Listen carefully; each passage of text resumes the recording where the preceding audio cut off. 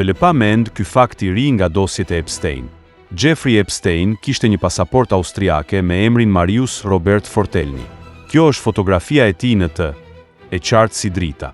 Ky dokument u postua nga kongresmenja Ana Paulina Luna. Pasaporta është lëshuar në vitin 1982, liston Arabinë Saudite si vendbanim dhe kodi i vendodhjes së EFTA-s në fund, vërteton se është direkt nga njoftimi i Departamentit të Drejtësisë. Ky njeri vërtetohet se kishte identitete të shumëfishta, dokumente të re me identifikimi, diamante, para të fshehura. Çfarë tjetër do të dalë në dritë nga dosjet? Ky është misteri më i madh.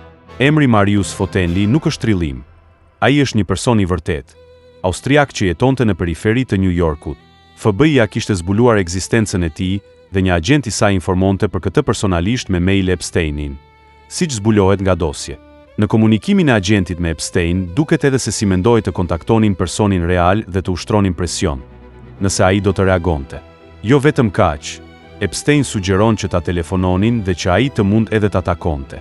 Teksa njerëzit informohen për të gjitha këto, të gjithë duan të besojnë se administrata Trump, mes Departamentit të Drejtësisë, është e destinuar të bëjë transparent çdo fakt, ngjarje dhe kryesisht personazhet e implikuar me Epstein.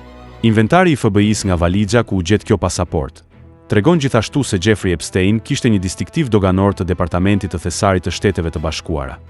Lloji i përdorur nga agjentët për të zbatuar ligjet doganore dhe për të parandaluar kontrabandën. Pra Epstein në çdo dogan mund të hynte dhe të ushtronte funksionet e agjentit, përveç të tjerash.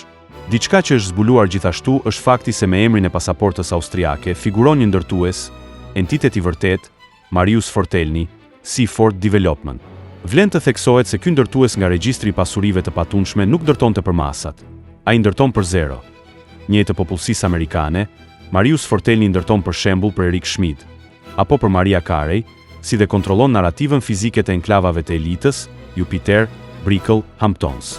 Pseudonimi Marius Robert Fortelni u përdor nga Jeffrey Epstein për lëvizje të kapitaleve, shpërndarjen dhe ekzekutimin e tyre, për të mos u kapur nga ligji.